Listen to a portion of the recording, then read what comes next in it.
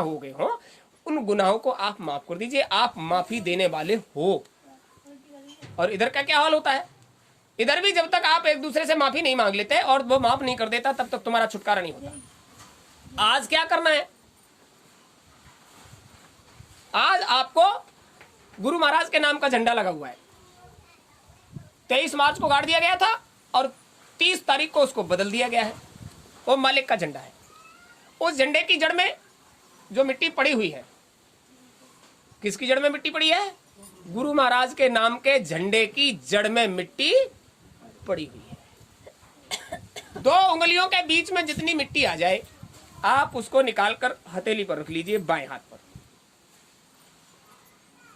आप उस हथेली पर जो मिट्टी को रख लोगे, समझ लीजिए इस मिट्टी में वो महिमा है जिसका कोई बखान नहीं कर सकता। ये साधारण मिट्टी नहीं है, ये गुरु महाराज के नाम के झंडे की मिट्टी है।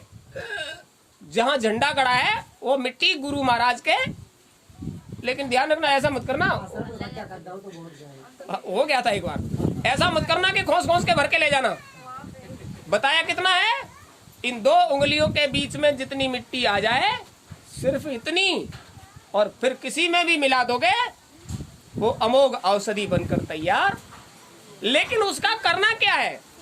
उसे निजी इस्तेमाल में नहीं लेना है।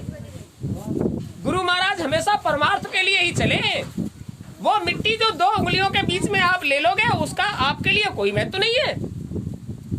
आप सोच रहे होगे भर ले जाएंगे घर में काम हो जाएगा, वो परमार्थ के लिए है। आप उसको अपनी हथेली पर रखिए, कागज में रखिए, पुड़िया बांधिए, अपने कपड़े के गांठ में बांध लीजिए।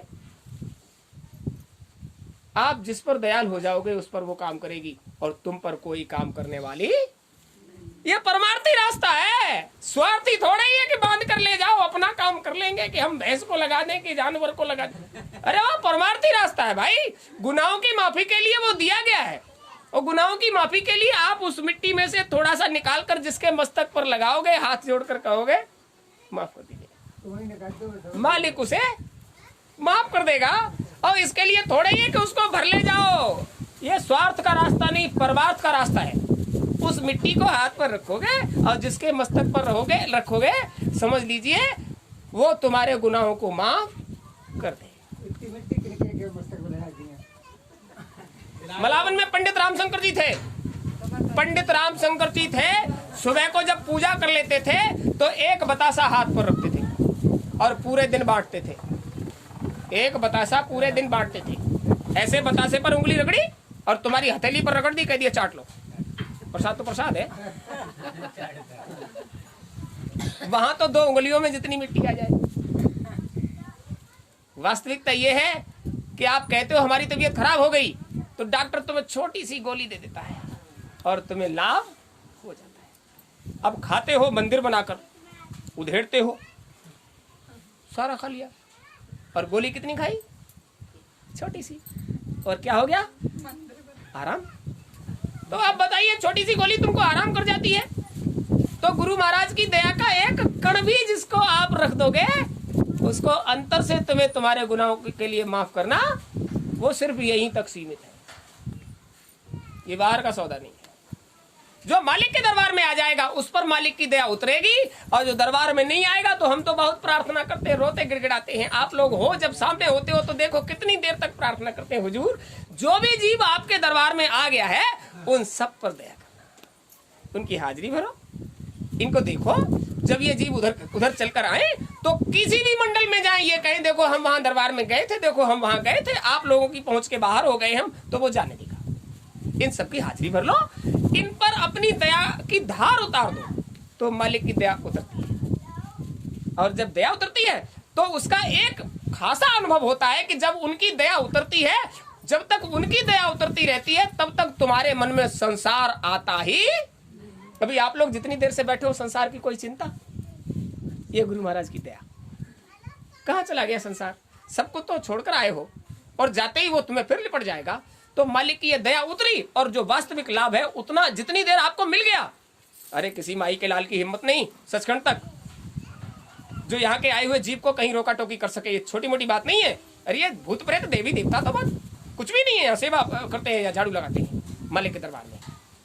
सचखंड तक किसी में इतनी हिम्मत नहीं कि जब तुम उधर जाओ तो तुम्हें कोई रोके, क्योंकि जब तुमने दरबार में हाजिरी भरी है तो जैसे ही आप उधर निकलोगे तो सबसे पहले गुरु महाराज आकर तुम्हारा हाथ, और जिसके हाथ में तुम्हारा हाथ होगा और गुरु के हाथ में जब तुम्हारा हाथ होगा, किसी के माई के लाल की हिम्मत है कि बाप के आगे कुछ भी कह पाए?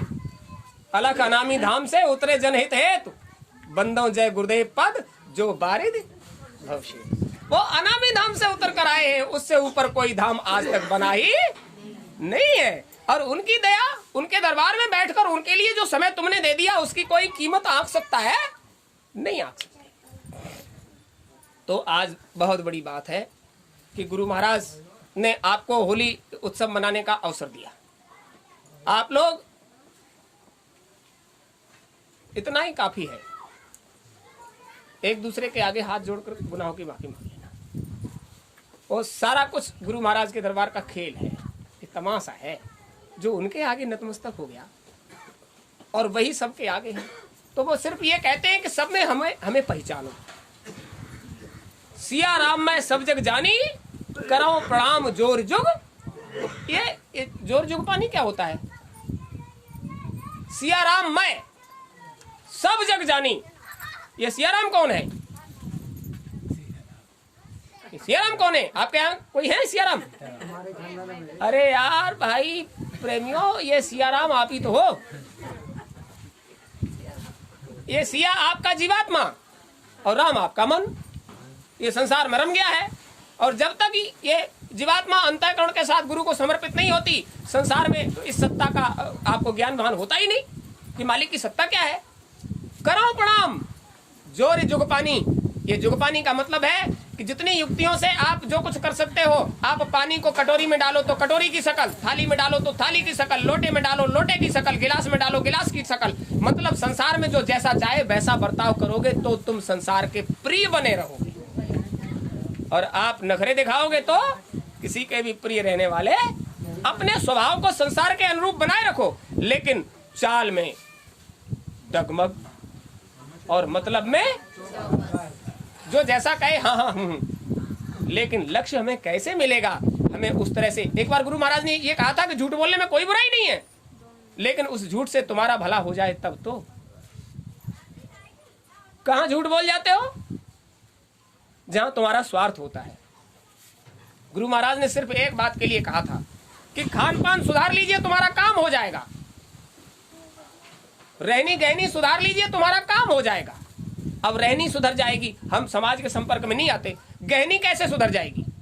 जहां खाने पीने की चर्चा होती है वहां आप क्या कर बैठते हो पता है? जहां खाने पीने की चर्चा होती है वहां गहनी पर ध्यान ही नहीं देते।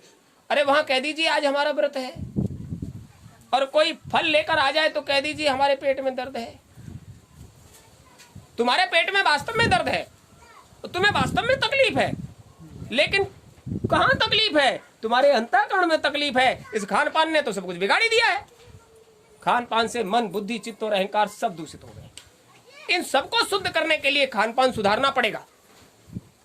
देखिए संसार में आप उन चीजों को देखते हो ना, हम तो देखते हैं, कुछ लोगों को हमने देख भी लिया है और फिर भी हमने नजर छुपा ली है, क्योंकि ये ठेले वेले पे वो चाट पकौड़ा जो बनता है ना, तो अच्छा उसमें स्वाद ही इतना होता है कि उसे देखकर मन, ये मेले मेले लगता ही इसीलिए है कि ये स्वाद आप ले लीजिए, लगता ही इसीलिए है। गुरु महाराज ने आपको बताया एक बार एक से कह दिया था कि जब तक ये नहीं छोड़ेगा तब तक तेरा काम होने वाला, और उसने वो दोना फेंका और दोने के साथ अपना शरीर भी फेंक दिया और निकल कर बाहर आ गया और गिरधारी लाल जी के घर में बेटा बन के आ गया। ये सुनाया था आपको, तो आप समझ लीजिए जब तक ये चट्टा चरपट्टा नहीं छोड़ोगे। तो गुरु महाराज ने कहा बच्चे हैं मानते नहीं है, कभी कभी इधर ही कर लिया करो तो इनका मन बहल जाएगा, तो शायद गलत सलत नहीं खाएंगे। तो आप चिंता मत करिए, ये बात थोड़ी बहुत झूठी थी कि वो लंबतदार ने आज 1 अप्रैल मनाई है। नहीं, आज 1 अप्रैल है, लेकिन तुम्हारे खाने पीने की पूरी व्यवस्था है। 23 मार्च ऐसा नहीं है, वो तो गुरु महाराज ने कह दिया व्रत रहना है तो सब रह जाइए। फिर भी प्रेमियों ने शिकायत की थी आज खाने पीने की कोई व्यवस्था,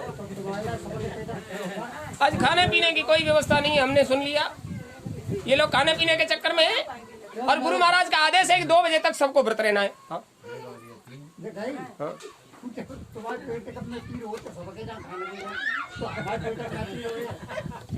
ये बिल्कुल सही बात है। आपके पेट में भी दर्द होना चाहिए सबके यहाँ खाने के लिए, और जिसके पेट में दर्द गुरु महाराज के यहाँ खाने के लिए हो जाए, समझ लीजिए उसके पेट का दर्द कभी बंद होने वाला। सबके यहाँ जहाँ आप भोजन करते हो, न तो सुमिरनी हाथ में जाती, न मालिक का एक पल भी उनको याद आती। गुरु महाराज कहते हैं जिसके हाथ में सुमिरनी नहीं जाती उसके हाथ के पानी पीने का भी धर्म। ये देखिए कितनी बढ़िया बात आई। अगर वहां लड़ुआ हो तो सुमिरनी का कोई दोष नहीं रहता। यही हम कह रहे थे, ये खाने पीने में चालाकी की कोई कमी नहीं है, बस यही आगे मामला खराब हो जाता है। इसलिए कोशिश ये की गई है कि आपको जीव का भी स्वाद मिले और आपके जीव को भी स्वाद मिले, आपकी जीव को भी स्वाद मिले और आपके जीव को भी, आपके जीव को स्वाद मिला। आपने सत्संग सुना, समझ में आया होली क्या है, वास्तव में होली कहाँ मनाई जाती है, होली का वास्तविक मतलब क्या है, समझ में आया। तो आप अपने विकारों की अंतर में होली खेरा पथ से जलवाओ, गुरु के आगे बैठो। ये होली आंसुओं से जलाई जाती है, ये होली आंसुओं के धार से जलती है, और आपके यहाँ की होली आग से जलती है। आंसुओं की धार जब इस होली पर गिरती है तो मालिक की दया से होली धू धू करके जलती है और धीरे धीरे खत्म, कर्मों का कर्ज उतर जाता है। और जब तक कर्मों का कर्जा तुम्हारे सर से नहीं उतरता तब तक अंतर में चाल बनने का कोई मतलब ही नहीं। तो आप खूब समझ, हुजूर महाराज ने अवसर दिया, आपको मनुष्य का शरीर दिया और यहां तक पहुंचने का अवसर दिया, किसी भी तरह से पहुंचे, यहां तक पहुंचने का अवसर दिया। यहां तक पहुंच ही गए हो तो अपने जीवन की वास्तविकता का अनुभव कर लीजिए। आपको करना क्या है, संसार में जैसे सब जी रहे ऐसे ही जियो, लेकिन जोग जुगति और मंत्र प्रभाव फरे तबे जब करिए दुरा। इतना छुपाकर साधन भजन करना है कि आपके पड़ोस में रहने वाला, आपके बगल में लेटा हुआ भी ये जान न पाए कि तुम साधन भजन कर रहे हो। वो जानेगा तो देख के ही उसको अस्क खींच लेगा, देखने से ही आपका कुछ न कुछ ले जाएगा। तो इतना छुप के करना है। और सत्संग लौ लग जानी चाहिए सत्संग सुनने की। जब तक अंतःकरण नहीं समझेगा तब तक निज घर जाने का प्रयास नहीं करेगा। अगली बात, सेवा। और बिना सेवा के आपका अंतःकरण शुद्ध पवित्र होने वाला, तन से करना है, मन से करना है, धन से करना है, लेकिन श्रद्धा विश्वास और प्रेम से करना है। अगर श्रद्धा विश्वास और प्रेम में कमी है तो आपकी सेवा का कोई मतलब नहीं। आप समझ लीजिए, अभी यहां से जब आप जाओगे, ये प्रसाद बनेगा सूखा, ये प्रसाद आप सब लोग अपना अपना लेके अपना कोस खजाने में रखोगे जहां आपका रखा जाता है। चूहे ने खा लिया, बरकत उसकी हो जाएगी, तुम्हारी चली जाएगी। मच्छर मक्खी, हाँ ये बढ़ कैसे गए, ऐसे ही तो बढ़ गए। मच्छर मक्खी चीटे चीटी जिसको पल्ले पड़ जाएगा वो मनुष्य का शरीर पा जाएगा, घर में भीड़ भड़क्का हो जाएगा, फिर कहोगे नरियाई, फिर वो संतानें नहीं रही, फिर वो नरियाई हो गई, क्योंकि तुमने गलती की और वो आ गए तो वो नरियाई हो गई। तो भाई उसको छुपा के रखिए कि जरूरत भर के ही लोग हों, फिर वो ज्यादा हो जाएंगे तो फिर तो जब बर्तन ज्यादा होते हैं तो खटपट होती है, तो उससे बचने का प्रयास करो। तो कुल मिला के आप समझ लीजिए आपका काम बिल्कुल किनारे पर है। भविष्य की बात बता दूं, ये आपका मंदिर राम मंदिर से पहले बनना है। राम मंदिर कब बनेगा हमको नहीं मालूम, लेकिन राम मंदिर से पहले आपका मंदिर बनकर तैयार हो जाना है, हो जाएगा, गुरु महाराज की मौज है।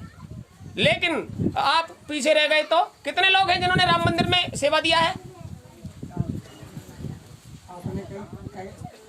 कहने की आवश्यकता नहीं है। कहीं भी आध्यात्म से जुड़ा हुआ धार्मिक आयोजन होता है और आपके सामने वो व्यक्ति आ जाता है कि हम उस आयोजन में सहयोग करने जा रहे हैं, वो गंगा स्नान करने जा रहा है, रुपया 2 रुपया उसको दे दो, वहां हमारा कर देना, एक चुटकी आटा दे दो उसको, वहां हमारा कर देना। उसके हाथ में पहुंचने के बाद तुम्हारा पहुंच गया, वो क्या करता है इससे तुम्हें कोई मतलब। ये संसार का नियम है। दरवाजे पर आ गया, भूखा है, प्यासा है, नहीं है, आप पानी लेकर उसके आगे जाओ, प्यासा होगा पी लेगा, नहीं तुम्हारा धर्म पूरा हो गया।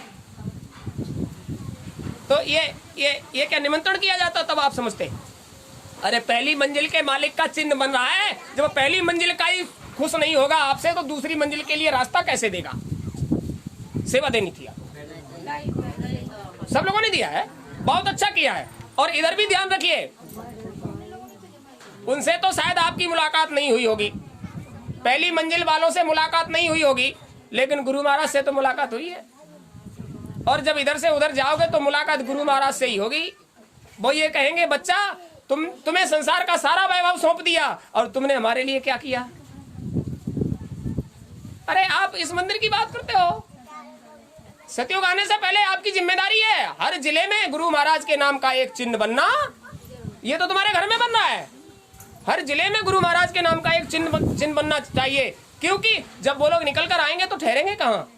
व्यवस्था तुम्हारी जिम्मेदारी है, और उसमें आप सहयोग नहीं कर पाओगे तो जब उधर चलोगे तो पूछा जाएगा तुमने क्या किया। अरे उस 8 मास के पुतले को ही भरते रहे, हमारे लिए कुछ करके आए, क्या जवाब दोगे।